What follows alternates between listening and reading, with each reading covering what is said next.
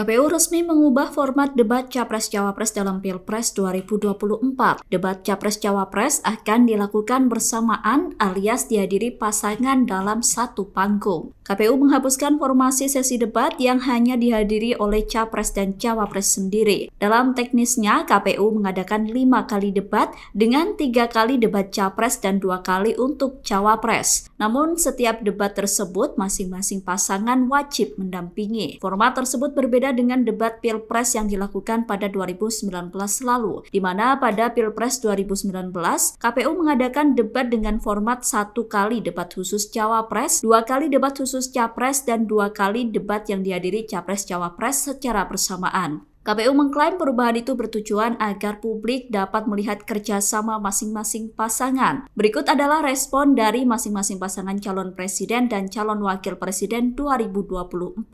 Anies Baswedan sebelumnya sempat mengaku terkejut dengan keputusan KPU. Hal itu disampaikan Anies pada Sabtu 2 Desember. Saat itu Anies berkata KPU belum melakukan pembahasan terkait debat bersama dengan tim pasangan Capres-Cawapres. Sedangkan Muhaimin Iskandar atau Caimin menyesalkan keputusan KPU yang mengubah format debat. Caimin berkata debat Cawapres dibutuhkan karena menjadi ajang menggali pikiran kandidat. Sementara itu TKN Prabowo Gibran mengaku setuju dengan perubahan format debat KPU. Sejalan dengan TKN, Gibran juga mengaku siap dengan format debat apapun yang diputuskan KPU. Ia juga menyebut bahwa format itu sama saja dan tidak menguntungkan siapapun. Cawapres nomor urut 3 Mahfud MD juga mengatakan siap melaksanakan debat sesuai dengan aturan KPU. Menurutnya, mekanisme debat sepenuhnya merupakan kewenangan KPU.